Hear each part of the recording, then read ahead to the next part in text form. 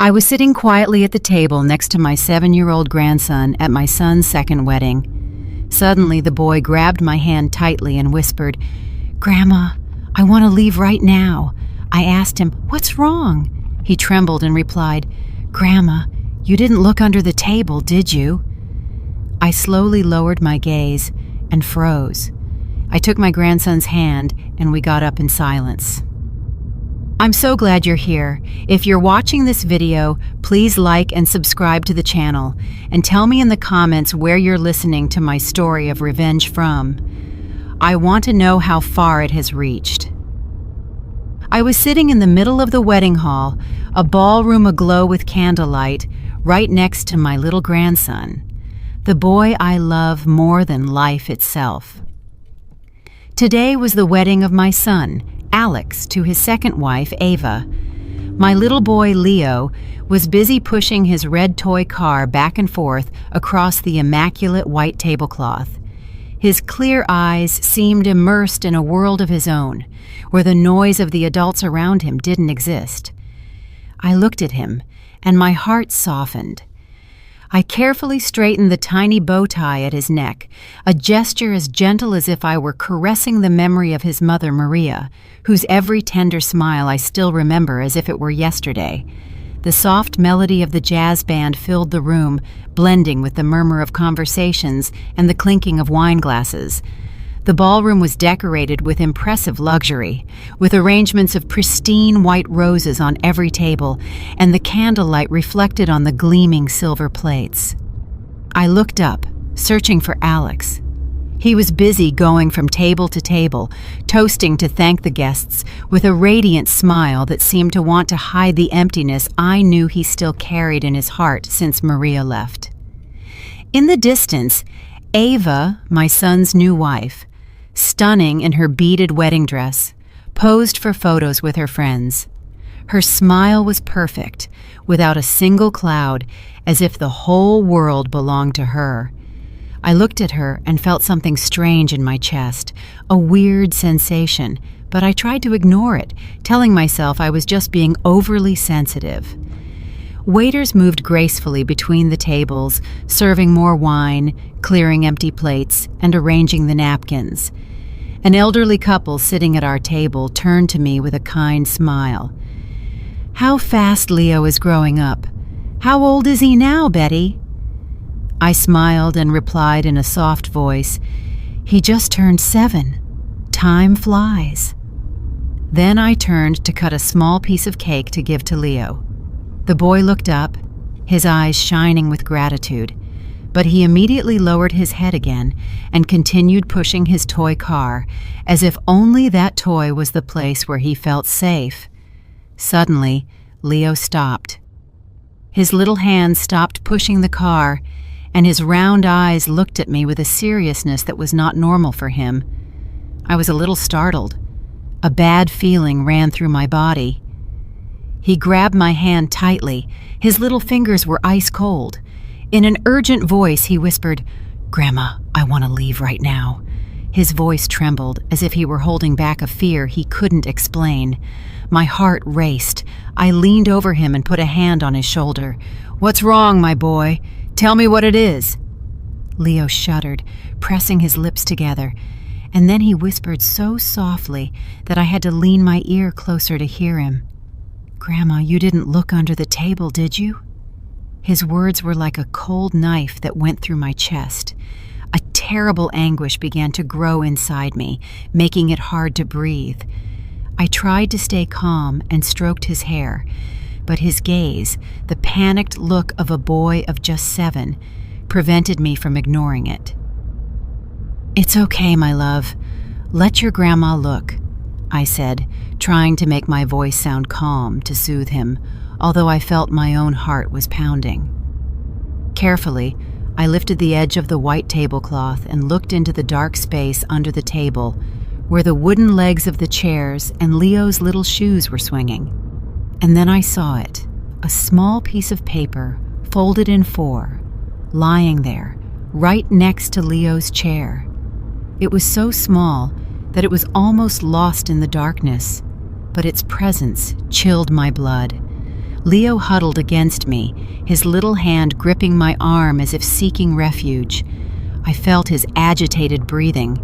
Every tremor seemed to tell me that something was very wrong. I crouched down completely, and with a trembling hand, I picked up the paper. The people around us were still laughing and toasting, but at that instant, my entire world shrank until it was just me, Leo, and that damned paper in my hand. I unfolded it. The dim candlelight on the table was enough to read the scribbled words, "Table 8, add shrimp to the child's serving."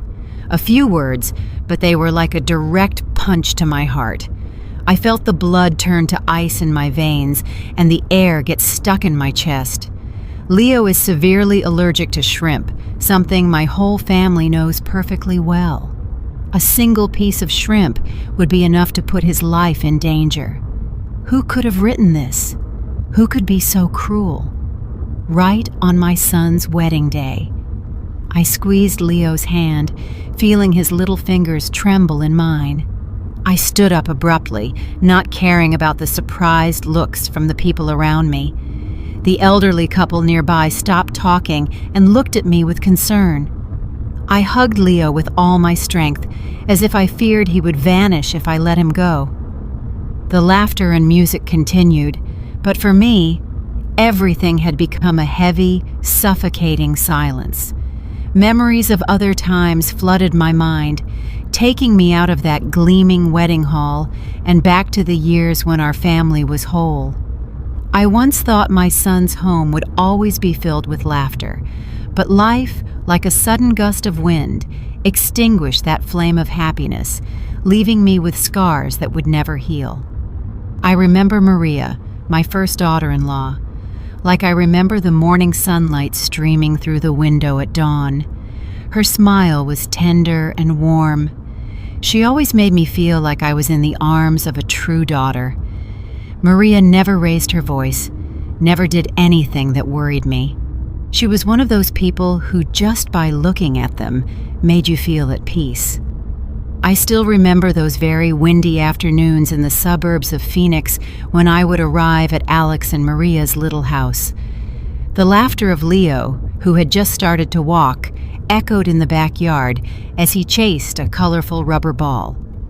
Maria would be on the porch with a basket of freshly picked vegetables, smiling as she watched her son. "Mom, Betty, try the chili I made. See what you think," she would often say to me, her voice full of pride as she placed the warm bowl in front of me. I would sit there, eating and talking with her about simple things, while Leo crawled on the floor clinging to an old toy car. But the most beautiful and also the most painful memory is the night Leo became very sick. He had a very high fever. His little body burned, and his eyes could barely open, with no strength left even to cry. Maria held him while tears rolled silently down her cheeks. "Mom, Betty, I'm so scared," she whispered, her voice trembling. I sat next to her, taking turns to place damp cloths on his forehead, trying to calm her. "Don't worry, honey. The boy is strong. He's going to be okay." But inside, the worry weighed on me like a stone. I stayed up with Maria until dawn, when the first rays of sun appeared, and Leo's fever finally broke, and he fell asleep in his mother's arms. Maria turned to me, her eyes red, but with a faint smile. "Thank you, Mom. Without you, I don't know what I would have done at that moment." I just took her hand and squeezed it tightly, as if I wanted to tell her that I would always be there for her and for Leo. I thought that this little family would be happy forever, like a song that never ends. But then, one fateful afternoon, everything fell apart. The phone rang while I was washing dishes in the kitchen. The cold voice of a police officer came through the line. "Mrs. Williams, we regret to inform you that there has been an accident." I don't remember how I finished hearing the sentence. I just know that my hands were shaking so much that I dropped a plate on the floor and it shattered. Maria was gone in an instant when a truck that lost control hit her car on the highway outside the city. I stood there, paralyzed, feeling the world crumble in front of me. Maria's funeral was on a day of torrential rain. The drops fell nonstop, as if the sky was also crying for her. Leo, who was only 4 years old then, was in my arms, confused, looking at everyone with his innocent eyes, not understanding what was happening. "Grandma, where is my mommy?" he asked in his little voice. I hugged him tightly, swallowing my tears, and whispered, "Your mommy is in a very beautiful place, my love." But inside I felt shattered. Alex, my son, collapsed in front of the coffin, his shoulders shaking, and he couldn't say a word.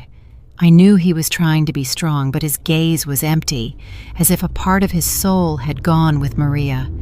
After that tragedy, Alex changed completely. He buried himself in work. He would leave home very early and wouldn't return until Leo was already asleep. I understood that he was running away, trying to fill that immense void in his heart with endless days of work. But Leo, my poor boy, suffered the most. He started talking less. His gaze was often sad, as if he was waiting for a miracle that would bring his mother back. I became his only support. I took him to school every morning and sat by his bed every night to rock him. "Grandma, tell me a story about my mommy," he would often ask me, and I would tell them to him in a choked voice, talking about the times Maria sang to him to sleep, how she cut his fruit into little pieces to make him his favorite dessert. Each story was an attempt to keep Maria's image alive in Leo's mind and in my heart.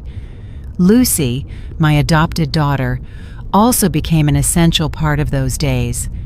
With her warm heart and skilled hands, she would come to the house often, bringing coloring books or cookies she had baked herself. Lucy loved Leo as if he were her own little brother. She would carry him, teach him to read, or sit for hours with him at the table to help him with his clumsy drawings. "Look, Leo, your house turned out prettier than mine," she would say, laughing in her voice as clear as a bell. But sometimes I would catch Lucy looking at Alex when he entered the house in silence after a long day of work. It was a deep look that contained something more than a simple sibling affection. I saw it, but I decided not to say anything. Maybe I was afraid that if I brought up the subject, I would break the fragile stability of what was left of our family. Alex's house slowly became devoid of laughter, but thanks to Lucy and Leo, the family flame remained lit, even if it was weakly. I did everything possible to keep that flame from going out, but in the depths of my heart, I knew that both Alex and I lived with wounds that had never healed. Every time I saw Leo sleeping, I saw Maria's features on his little face, and my heart would ache again. The memory of that afternoon is still as clear in my mind as if time had not passed. I was sitting in my small living room, listening to the sparrows singing in the yard, with a heart full of mixed feelings. It was the first time my son Alex was bringing Ava home to introduce her. I tried to open my heart. I tried to see this young woman through the eyes of a mother who wants her son to find happiness again after so much pain. But deep down, I couldn't shake a feeling of unease, like a cold wind that made me shiver. That afternoon, Alex arrived later than usual. I was in the kitchen preparing the tacos that Leo loves so much when I heard the door open. Alex came in with a strange glow on his face. His eyes lit up as they were in his youth, when he used to talk about Maria with a passion he couldn't hide. "Mom," he said in a choked voice, leaning against the doorframe, "I want you to meet someone." I stopped what I was doing and looked at him, feeling a bit of nervousness. "Someone special?" I asked, trying to keep my voice calm. Alex smiled, a smile I hadn't seen in a long time. "Yes, you're going to like her very much," he said, full of confidence. I nodded. I wiped my hands on my apron, trying to hide the worry that was starting to grow in me. After Maria, I wasn't sure anyone could fill the void she left, not only for Alex, but also for Leo and for me. That night, Ava appeared. She entered my house in an elegant light blue dress, her hair perfectly styled in waves that framed her face, and her lips painted a soft red that curved into a smile. That smile, I must admit, was charming, as if she had rehearsed it to please anyone. "It's a pleasure to meet you, Mrs. Williams," she said in a sweet voice, bowing her head slightly. I returned her smile, invited her in, and served her a cup of hot, aromatic coffee. "Your house is so cozy," Ava said, as her eyes scanned the family photos hanging on the wall, where there was one of Maria hugging a very tiny Leo. I nodded and thanked her, but her eyes lingered on that photo longer than I would have liked, and I wasn't sure if I liked that. Dinner went on in an atmosphere that I tried to make as friendly as possible. I placed the dishes I had prepared all afternoon on the table: tacos wrapped in corn tortillas, a plate of enchiladas with red sauce, and a fresh salad with mango, Leo's favorite dish. Alex sat next to Ava, his eyes never leaving her. His happiness was visible in every gesture. "Mom, Ava works in marketing at my company. She's very good at what she does," he said, his voice full of pride. Ava smiled. She served me an enchilada with a delicate but calculated movement. "Mrs. Williams, this is delicious. You have to teach me how to make it," she said, giving me a friendly look. I smiled and responded politely, but a small part of me remained uneasy. There was something about the way she spoke, the way she laughed, that made me feel like I was watching a very well-staged play. Leo, my grandson, was sitting at the head of the table, strangely quiet.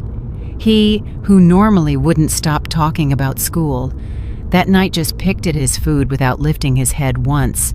I noticed that he was avoiding Ava's gaze, as if he was trying to hide in a safe corner. Ava leaned over, took a chocolate bar from her purse, and placed it in front of Leo with a radiant smile. "This is for you. It's very good, Leo," she said in a voice as sweet as if she were trying to win him over. But Leo remained still, his little hands gripping his silverware, and then he simply turned his face away without touching the chocolate. I saw a flash of fear in his eyes and felt as if my heart would shrink. Alex frowned, about to scold his son. "Leo, what's wrong with you? Ava is giving you some candy." I quickly intervened. "It's nothing. He's probably a little tired. Leave him be, son." Alex sighed, but didn't say anything else, and turned to serve Ava more wine, as if he wanted to lighten the mood. Lucy, my adopted daughter, was also at dinner. She sat across from me, eating in silence, but I noticed how her gaze darkened when Ava took Alex's hand under the table. Lucy has always been a very sensitive girl, and I know she loves Alex like a brother, but sometimes I wonder if that feeling isn't deeper. When Ava took Alex's hand, Lucy's hand stopped over her glass, and I saw her fingers tighten a little. She didn't say anything. She just lowered her head and continued eating. But that silence was heavier than any words. I wanted to ask her. I wanted to understand what was making her sad, but I knew it wasn't the right time. After dinner, Ava insisted on washing the dishes, even though I refused several times. "Mrs. Williams, let me. You rest," she said with overflowing enthusiasm. I reluctantly agreed and watched her go into the kitchen, roll up her sleeves, and hum a cheerful tune while she cleaned. I must admit that she did everything impeccably. The dishes were neatly stacked and the sink was sparkling. For a moment I thought, this girl seems very caring. But then, when I went out into the living room, I saw Leo sitting, coloring with his little hands clutching a crayon. Ava approached and sat down next to him, praising him. "You draw so well, Leo. What is it? Let me see." But Leo immediately let go of the pencil and leaned back with an expression of distrust, as if she were a threat. Ava glanced at me and quickly forced a smile, as if to cover up the awkward moment. "What a shy boy," she said in the same sweet voice. But I saw something strange flash in her eyes. Alex, meanwhile, didn't seem to notice anything out of the ordinary. He was busy serving more wine, telling funny anecdotes from work, and laughing loudly every time Ava told a joke. The introduction ended with my son completely satisfied, seeing Ava off at the door, with his eyes fixed on her, as if there was no one else in the world. I stood there watching them walk away with a strange feeling in my heart, as if something wasn't quite right. Time passed, and Ava gradually became a part of our lives. One weekend morning, with the bright California sun flooding the living room through the windows, I was knitting a scarf when Ava appeared, smiling from ear to ear. "Mrs. Williams, I want to take Leo to the park today. Is that okay?" she asked, her voice full of enthusiasm. I looked at Leo, who was on the floor, playing with his wooden blocks, his face expressionless. "Of course, I'm sure he'd love it," I replied, forcing a smile, even though I felt a little doubt inside. Alex had gone to work, and I thought maybe a little fresh air would do Leo good. Ava took Leo's hand and led him toward the door while I watched them go with a strange heaviness in my heart. When they returned, Ava came in with a triumphant smile.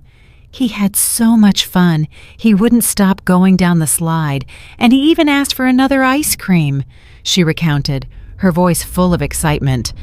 But when I looked at Leo, I saw that his shirt was dirty, with some dried dirt stains on the blue fabric that I had ironed myself that morning. He was silent with his toy car in his hand, without saying a word about his outing. "Did you have fun, my boy?" I asked, crouching down to stroke his hair. He just nodded slightly, looking away. I wanted to ask him more, to know why he was so quiet, but Ava intervened with her always sweet voice. "I already told you, Mrs. Williams, he loved it." I nodded, but inside me, a small piece of the puzzle of doubt began to form. On another occasion, while Alex was at work, Ava showed up unannounced. I was in the kitchen preparing chili for lunch when I heard her talking to Leo in the living room. At first her voice was soft, but suddenly I heard a harsh phrase. "Stay still, Leo. Don't make a mess. You're a big boy now, but you still act like a baby." I stopped dead in my tracks, my hand still over the onion I was chopping, and a chill ran through my body. I came out of the kitchen, and instantly Ava changed her tone, becoming as sweet as if nothing had happened. "Our Leo is so clever. Look at the tall tower he built," she said, pointing to the wooden blocks the boy was playing with a radiant smile. But Leo just pressed his lips together and looked at me as if asking for help. I tried to smile and said, "Yes, he's very skilled," but inside the unease was starting to grow like a small thorn digging into my heart. I tried to calm myself. Surely she's not used to children. Anyone is a bit clumsy at first. Leo's 7th birthday is a memory I will never forget. Lucy, my adopted daughter, spent all morning baking a chocolate cake, Leo's favorite. When she arrived with the cake and placed it on the table with its candles lit, Leo shouted with joy. His eyes lit up for the first time in months. "Aunt Lucy, this is my favorite cake," he exclaimed, running to hug her. She smiled, stroked his hair, and told him tenderly, "I made it for you, my love. Eat a lot." I watched them with a warm heart, feeling that the family flame was rekindled. Ava was also there, but she only clapped in a forced way, standing in a corner with a weary smile. Her only gift for Leo was an indifferent pat on the shoulder and a "Happy birthday, champ." I saw how Leo shrank a little, avoiding her gaze, and my heart ached again. I wanted to say something, but I stayed quiet, telling myself not to get too involved. Another time, Alex took Ava and Leo to the grocery store. I stayed home, but when they returned, I heard Ava complaining in an irritated tone. Leo dropped a whole bag of candy at the checkout, and I had to pay for it. What a clumsy boy. Alex frowned and turned to scold his son. Leo, you're a big boy now. You have to be more careful. I saw Leo lower his head with his hands intertwined, and his eyes sought mine as if asking for help. I quickly approached and put a hand on his shoulder. Don't worry, my boy. It was just some candy. But inside, I couldn't stop wondering why Ava got so angry so easily with a child. Why couldn't she be as gentle as Maria had been? One afternoon, when I went to pick up Leo from school, his teacher took me aside and said in a low but concerned voice, Mrs. Williams, lately, Leo has been talking less and seems very withdrawn. Is something happening at home? I froze, but I tried to downplay it. I'm sure it's just the changes, Mrs. Davis, don't worry. But on the way home, Leo tugged on my blouse and said in a trembling voice, Grandma, I don't want to go home with Miss Ava. I stopped and knelt down to look into his clear eyes, my heart feeling squeezed. Why do you say that, my love? Miss Ava loves you, I said, but as soon as I said it, I knew I was wrong. Leo shook his head, with firm determination in his gaze. No, Grandma, she doesn't love me. I stroked his hair, trying to calm him, but inside, I couldn't deny that the boy was telling the truth. Lucy, who was nearby, had heard everything. She turned away in silence, but I saw how her shoulders moved slightly, as if she were holding back a sigh. All those loose pieces, all those little signs, I had seen them, but I had chosen to ignore them. And so the day of my son's wedding arrived. That afternoon, the golden sun of Florida streamed through the large windows, bathing the ballroom in a radiant light, as if wanting to celebrate my son's happy day. I was sitting at table number 8, next to my grandson, Leo, and Lucy, my adopted daughter. Leo was playing with his red toy car, whispering a soft vroom vroom. I looked at him, and my heart filled with tenderness. Lucy, in a simple beige dress, was sitting on the other side, leaning over from time to time to say something in Leo's ear, with a smile as sweet as the morning sun. Eat another little piece of bread, my boy, she said, breaking off a small piece for him. I smiled at the sight, feeling a little comfort in my heart. Although our family had gone through so much pain, the presence of Lucy and Leo was always the fire that warmed my soul. Alex, my son, dressed in an elegant navy blue suit, was walking between the tables, toasting with relatives. His face was overflowing with happiness. His radiant smile seemed to want to erase the dark years that followed Maria's death. I looked at him, feeling a mix of pride and sadness. I wanted to believe that he had found a new happiness, that Ava, the dazzling bride in her beaded wedding dress, would give him a new home. But every time my gaze met Ava's, who was laughing loudly in front of the cameras, never letting go of her wine glass, I felt a small thorn digging into my heart. Her smile was too perfect, like a carefully placed mask. The soft melody of the jazz band played, blending with the lively conversations of the guests. The waiters moved discreetly, serving appetizers, crispy crackers, an aromatic cheese dip, and plates of fresh shrimp elegantly decorated. I noticed that Leo only took a cracker and then carefully pushed the shrimp plate away. I frowned and asked him in a low voice, "Don't you like this, my love?" The boy shook his head, looking away as if he were hiding something. I wanted to ask him more, but a close relative interrupted, saying cheerfully, "And Leo is behaving well, Betty? Look how big he's gotten." I smiled and replied, He's a smart little man now. But inside, I couldn't help but worry. Leo had never refused food in such a strange way. In the distance, I saw Ava's gaze turn to our table.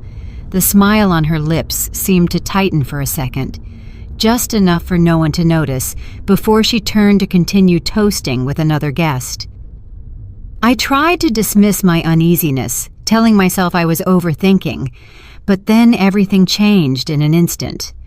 Leo, who was still playing with his toy car, pushed it too hard, and the toy rolled onto the floor. The boy quickly crouched down to pick it up, but I saw him freeze, his eyes wide, fixed on something under the table. I leaned over to ask him what was wrong when Leo pulled out a small piece of paper, folded in 4, with trembling hands and a pale face. He immediately clung to my hand and whispered urgently, "Grandma, let's go, please. Let's go now." My heart started pounding, as if it wanted to jump out of my chest. "What's wrong, my boy?" I asked, trying to stay calm, but Leo's panicked look prevented me from doing so. Trembling, he repeated that question that chilled my blood. "You didn't look under the table, did you?" His words were like a cold knife that paralyzed me. I crouched down, lifted the white tablecloth, and my eyes scanned the dark space under the table. The little paper was lying next to his chair, a harmless object but full of menace. I picked it up with trembling hands, feeling the world shrink around me, leaving only Leo, me, and that damned paper. I unfolded it. The candlelight was enough to read the scribbled words, "Table 8, add shrimp to the child serving." A few words, but they were like an electric shock that ran through my entire body. I subconsciously crumpled the paper in my hand. The music, the laughter, everything around me seemed to sink into an abyss from which I couldn't escape. Ava, in her dazzling wedding dress, continued to laugh in a corner of the ballroom, raising her glass to toast with a guest, as if nothing in the world could worry her. Alex was busy taking photos with his co-workers, with a radiant smile that seemed to confirm that this was the happiest day of his life. But for me, everything in that ballroom was a farce, a curtain that hid the terrible truth I had just discovered. I squeezed the paper tightly, feeling it burn my skin. Leo, the grandson I loved more than my own life, had almost become the victim of an evil plot, right on his father's wedding day. I turned to Lucy, my adopted daughter, who was sitting next to Leo. Her eyes were filled with concern when she saw my expression. "Take care of Leo, please," I said, trying to stay calm, although I knew I couldn't hide the tremor in my voice. Lucy nodded, pulling Leo closer to her and hugging him tightly like a protective shield. "Where are you going?" she asked me in a low voice, but full of anguish. I just shook my head without answering, because I didn't even know what I was going to do next. I quickly went out into the hallway, my legs heavy, as if they were carrying lead, but with my heart pounding, urging me to act. Near the bar, I saw a group of waiters chatting. Their laughter sounded like a painful contrast to the storm that was raging inside me. I recognized David, the young man who had brought the food to our table several times. He had a kind face and a friendly smile, but at that moment, I couldn't think about that. I walked straight up to him, put the paper in his face, and asked in a firm voice, "Do you know who sent this paper?" David looked at the paper, and his face changed instantly. His carefree smile turned into an expression of panic. "My God, this is my paper," he stammered, his hands trembling as if he wanted to snatch it from me. "A woman gave it to me, and I accidentally dropped it when I was carrying the tray." His words were like a ray of light in the midst of confusion, but they also agitated me even more. "Who gave it to you?" I insisted, almost shouting, completely losing my composure. David took a step back, confused. "I don't know her name, ma'am. She just told me to give it to the chef. The paper didn't say who sent it." Rage exploded inside me like a burning fire. "All the more reason," I said, getting closer, my voice trembling with anger and fear. "You know my grandson is severely allergic to shrimp. A single piece could kill him." David turned pale, his eyes wide with horror, and shook his head frantically. "Ma'am, I really didn't know. I just followed the note. I had no idea about anything." His voice broke, as if he too was trapped in this nightmare. The other waiters began to whisper among themselves, looking at each other with curiosity and concern. I squeezed the paper in my hand, feeling it burn my skin. I wanted to scream. I wanted to break everything. But I knew I couldn't let my emotions get the better of me. Leo was waiting for me, and I had to protect him. From inside the ballroom, the MC's voice cheerfully announced that they should get ready for the main course. His voice was like a cruel reminder that time was running out, and if I hesitated, a deadly trap could be waiting for Leo. I took a deep breath, trying to control the trembling in my body. I knew I couldn't stay silent.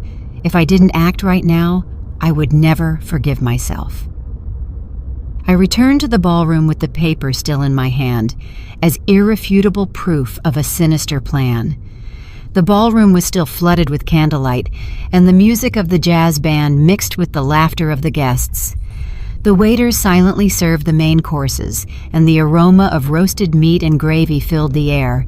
But for me, everything was a farce. I looked at Leo, huddled next to Lucy, his clear eyes, full of fear, fixed on me, as if I were his only refuge in the middle of the storm. I took Leo's little hand, feeling his trembling fingers in my palm, and then, as if driven by an invisible force, I stood up abruptly. My voice resonated clearly and firmly above the music and conversations. "One moment, please. Before we begin to eat, I have something to clarify." The whole ballroom fell silent, as if time had stopped.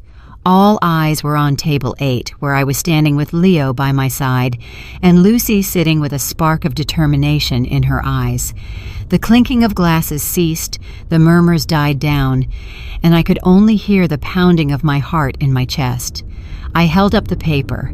The words scribbled on it were an undeniable accusation.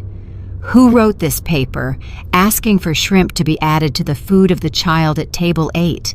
I asked, my voice trembling with indignation, but forcing it to be clear and sharp. Whispers began to be heard, like small waves in a calm lake. Some guests looked at each other, shaking their heads, with looks of curiosity and confusion. I felt Leo's gaze fixed on me, as if he were begging me to do something to protect him. Alex ran from another table with a smile on his face that quickly turned to concern when he saw my expression. "Mom, what's going on?" he asked, completely bewildered. I didn't answer him immediately. I just put the paper on the table and pushed it towards him. "Read it yourself," I said in a harsh voice, although inside I was a mess. Alex took the paper. His eyes scanned the words, and I saw his face turn pale and his hands tremble slightly. "What does this mean?" he asked, stunned, looking at me and then at Leo, as if searching for a logical explanation. Ava, in her dazzling wedding dress, approached, frowning with a perfectly feigned surprise. "What is all this? Some kind of bad joke?" she said in a soft voice, but I noticed a flash of panic in her eyes. I looked at her directly in the eyes, my heart gripped by anger and fear. "My grandson is allergic to shrimp," I said, my voice trembling with indignation. "This is not a joke. This is an attempt at murder." My words fell like thunder, plunging the ballroom into a deathly silence. Some guests' mouths dropped open in astonishment, while others began to whisper, their eyes moving from me to Ava. Ava let out a forced laugh, a mask to maintain her composure. "Excuse me, Mrs. Williams, but there is no name on the paper. "Are you going to believe a story that a child who found it made up?" she said with a mocking tone, trying to make me look like a paranoid old woman. Some guests began to comment doubtfully. "Maybe it's a misunderstanding. Who would do something like that at a wedding?" The blood boiled in my veins. Ava's audacity left me almost speechless. I wanted to scream. I wanted to tear off that wedding dress to reveal the truth. But I knew I had to remain calm. For Leo. For my family. Suddenly, Lucy stood up, hugging Leo tightly. Her eyes reddened and fixed on Ava. "That's enough, Ava." Her voice sounded cold but full of pain, as if she couldn't contain herself any longer. Lucy stepped forward and slapped her, a smack that echoed throughout the ballroom. The dry, resounding sound broke the silence and the falsehood. Everyone froze, including me. Ava put a hand to her cheek, her eyes wide with shock, and then turned to Alex, sobbing. "You see? She's crazy with jealousy, and that's why she's attacking me. What have I done to deserve this?" Lucy didn't back down, her fists clenched and her voice broken with rage. "The only wicked person here is you. You wanted to harm an innocent child at your own wedding." Her words were like a knife that cut through the heavy air of the ballroom. The looks of doubt began to center on Ava, and I saw her freeze, her false smile fading. Alex was motionless. His gaze went from me to Lucy and Ava, as if he were trapped between two worlds. "Lucy, calm down," he said in a trembling voice, but I knew he was no longer sure who to believe. The murmurs of the guests grew like a tide that carried all eyes toward me, toward Ava, and toward Leo, my little grandson who was trembling in Lucy's arms. Ava tried to maintain her false calm, but I saw her hands shake when she spoke. "This is a slander. I'm sure someone put that paper there to ruin our wedding." Her voice was sharp, but I noticed the panic in her eyes, as if her perfect mask was starting to crack. I couldn't stand her audacity anymore. The anger inside me exploded like a fire that consumed all my patience. I hit the table hard, making the glasses shake. "That's enough!" I shouted in a voice so cold that it silenced even the music of the jazz band. "David, come here!" The young waiter, David, approached from a corner, his face pale with fear. His eyes darted from side to side as if he were trapped between the truth and the storm that was coming. I showed him the paper, my voice trembling but firm. "Confirm it. Is this the paper you received?" David nodded repeatedly, stammering. "Yes, ma'am, it is. A woman from the other table gave it to me, and I accidentally dropped it when I was carrying the tray." He lowered his head as if he wanted to avoid my gaze. I felt my blood boil, but I forced myself to stay calm because I knew everyone in the ballroom was watching. Ava hurried to interrupt in a sharp, almost desperate voice. "You're mistaken. I don't know anything about that." But before she could respond, a weak voice full of pain was heard from behind. Gloria, Ava's younger sister, burst into tears and stood up from her chair. "It wasn't my sister Ava who gave me that paper," the young woman said, trembling as tears ran down her cheeks. "She asked me to give it to the waiter.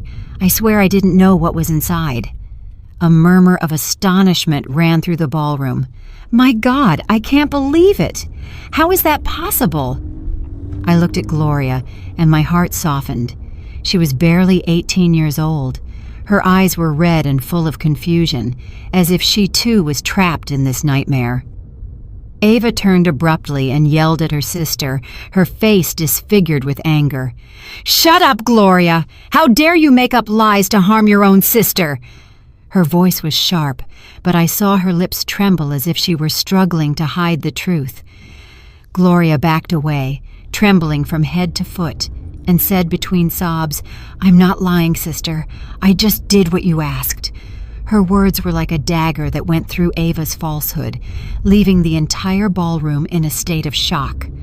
A close older relative shook his head, His voice choked. How is it possible to not even spare an innocent child? In the midst of the chaos, Lucy stepped forward, hugging Leo tightly, and said in an icy voice, "If you keep denying it, we can ask to check the security cameras in the ballroom. Everything will be cleared up in a moment." Her words were like a stone thrown into a lake, causing waves of panic. Ava's face turned ashen. Her lips tightened, and her gaze desperately sought an escape. But there was no escape now. She didn't say another word, and that silence, for me, was the clearest confession of all. Alex froze, his hand trembling on Leo's shoulder, looking in horror at the woman he had just called his wife, Ava.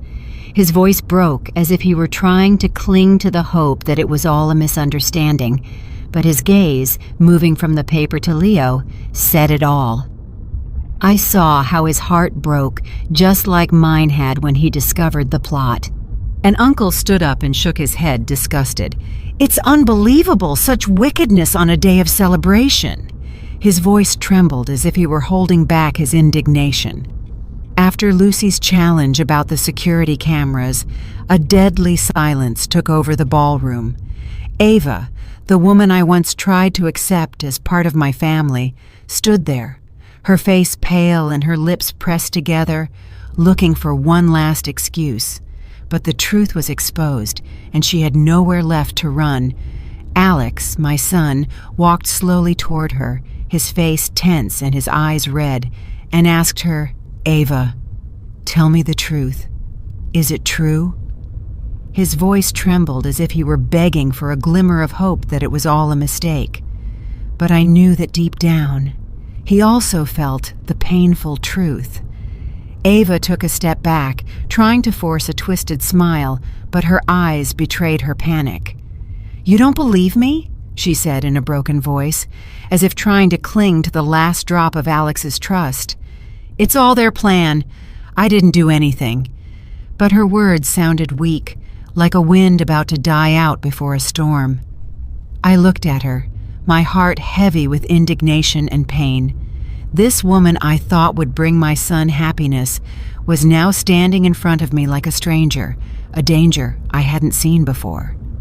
Lucy, my adopted daughter, put a hand on Alex's shoulder and said in a voice she was holding back with all her might, "Leo almost died because of this woman." Her words were as sharp as a knife. Ava yelled desperately, "Shut up!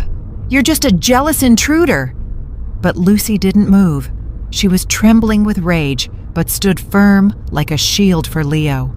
"How dare you call me jealous?" Lucy responded in an icy voice.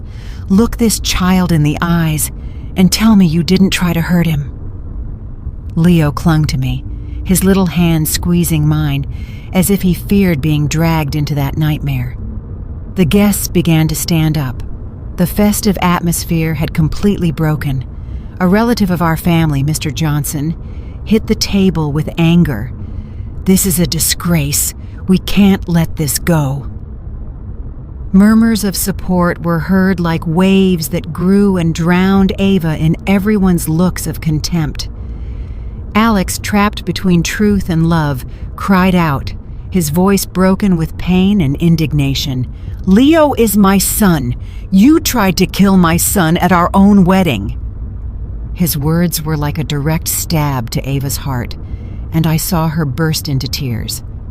But those tears, I knew, were not of repentance, but of being discovered. I placed the paper on the table and declared in a firm voice, "Anyone who tries to harm my grandson will never have the right to set foot in this family." My words resonated clear and unyielding, like a sentence. Ava looked up, her eyes full of fire, but I saw defeat in her gaze. She had lost not only to me, but to the truth. The hotel's security personnel approached, and in a polite but firm manner, asked Ava to leave the ballroom. "Ma'am, please come with us," one of them said in a cold voice. Ava backed away, looking for help, but no one sided with her. Many guests shook their heads, leaving their half-empty glasses and sighing with resignation. "Unbelievable," one whispered. "How can someone be so cruel?" Another said, horrified. Alex stood motionless, his hands on his head, as if trying to keep his world from collapsing. Then, as if he no longer had the strength to stand, he slowly knelt in front of Leo, his voice choked. "Son, forgive me. Forgive me, my boy, for not protecting you." I saw tears run down his cheeks, and I felt my heart break in two. I helped Alex get up, squeezing his shoulders, and said in a grave but confident voice, "Luckily, we stopped it in time. This false happiness has to end here and now."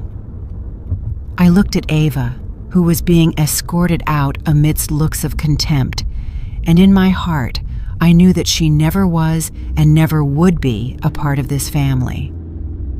In the days that followed that nightmare wedding, my family was caught in a silent whirlwind where wounds still bled and unanswered questions floated in the air. I felt as if I had just woken up from a nightmare in which I almost lost Leo, my grandson, whom I love more than life itself. The story of the failed wedding spread everywhere, from the small suburban streets to the conversations of distant relatives. The house phone wouldn't stop ringing. Some blamed Alex for blindly trusting Ava. Others sympathized with Leo, the innocent child who was almost the victim of an evil plot. But for me, every call was just a painful reminder of what we had gone through. Alex became withdrawn after what happened. He was no longer the radiant man in the navy blue suit from the wedding day. Instead, he would take Leo to and from school in silence every day, his gaze filled with pain and guilt. The name Ava, like a curse, was never mentioned in the house again. I looked at Alex with a pained heart, but I knew he needed time to heal, to find himself after being betrayed by the person he loved. I didn't blame him because I understand that love can get to people. But I also knew that our family had to rise from the ashes. I continued to care for Leo, as I had since Maria left. I cooked his favorite dishes, like cheesy pasta or a soft pudding, trying to give him back a sense of security. But who really healed Leo's soul? It wasn't me, but Lucy, my adopted daughter. Every morning she would carefully prepare his lunch for school, carefully choosing foods without shrimp or anything that could put him in danger. She would even write a little note for the teacher, explaining Leo's allergy, along with a smiling face drawn with a crayon, which he loved. "Aunt Lucy, you draw so well," Leo would exclaim when he opened his lunchbox, and I would see his eyes light up, as if a part of his innocence had returned. Every afternoon, Lucy would take Leo to the nearby park. I used to watch them from a distance, seeing how she taught him to fly a kite, showing him how to hold the string so it would fly high. Once Leo fell off the slide, and Lucy ran to him, picked him up, brushed the dust off his clothes, and whispered, "It's okay, my love. I'm here." Leo's clear laughter echoed, a sound I thought I had lost forever, and which was now like a balm for my heart. I looked at Lucy with infinite gratitude, because she was not only a sister to him, but also like a second mother, filling the void that Maria had left. One night, when Leo had a high fever, I saw Lucy spend the night by his side. She sat on a chair next to the bed, placing damp cloths on his forehead, while she quietly told him the story of a brave sparrow that flew through a storm. I stood at the door, watching in silence, and I realized that Alex's gaze followed Lucy for a long time. It was a complex look, full of gratitude and remorse, as if he was realizing something he had ignored for a long time. I didn't say anything. I just retreated in silence, giving them their space. But in my heart, I began to hope that maybe there was a light at the end of our family's dark tunnel. One night, during one of the rare dinners where we were all sitting together around the table with the warm pasta I had prepared, Leo suddenly looked up, his clear eyes fixed on Lucy. "I want Aunt Lucy to be my mommy," he said in a soft but clear voice, as if it were something he had been thinking about for a long time. Everyone at the table fell silent. Lucy blushed and lowered her head, gripping the spoon as if to hide her embarrassment. Alex froze with teary eyes, as if Leo's words had touched a very deep chord in his heart. I smiled. I put my hand on Alex's shoulder and said in a warm voice, "True happiness, son, doesn't come from a dazzling wedding dress, but from a sincere heart that knows how to love." Alex looked at me, then at Lucy, and I saw a small spark of hope shine in his eyes. Time passed, and Ava disappeared completely from our lives, like a toxic wind that had gone. Leo became a happy boy again, always stuck to Lucy, with his red toy car and the drawing she made for him. I saw him running and playing in the yard, feeling a great relief, but also a pang of pain, thinking about everything he had to go through. One day, Alex took Lucy's hand. He suddenly stood in front of me in the living room and said in a trembling but firm voice, "Mom, I know I made a mistake. I was blind. I put Leo in danger, but this time I don't want to let go of the person who has truly been by our family's side." Lucy lowered her head with flushed cheeks, but I saw a radiant smile on her lips. I nodded as tears silently rolled down my cheeks. "Son, the only thing I want is for you and Leo to be happy," I said in a choked voice. That night, after Leo fell asleep, I sat by the window, watching the silver moon that stretched over the quiet street. Its soft light was like a reminder that, although our family had gone through dark days, light always finds a way to break through. I whispered to myself, family isn't always made of blood ties. Sometimes it's chosen with love and courage. After that grim wedding, a new chapter full of light had truly begun for my family.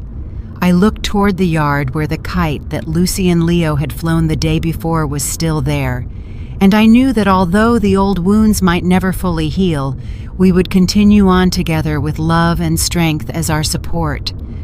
After going through all this, I understood something very important, that in life there are losses that cannot be replaced, betrayals that break the heart, but sincere love will always be the light that illuminates the way. Family is not only built with blood ties, but also with choices, with the courage to protect each other from darkness and danger. It is sacrifice and true affection that brings lasting happiness, not false appearances. I want everyone to remember to listen. You have to let your heart guide you because sometimes a small gesture of attention can save a life. And it is kindness that gets us out of nights that seem to have no end. The story you have just heard has been modified in names and places to protect the identity of the people involved. We do not tell this to judge, but with the hope that someone will listen and stop to reflect. How many mothers are suffering in silence inside their own homes? I truly wonder. If you were in my place, what would you have done? Would you have chosen silence to maintain peace? Or would you have dared to face everything to reclaim your own voice? I would like to know your opinion because every story can become a candle that lights the way for others. God always blesses us, and I am sure that courage will lead us to better days.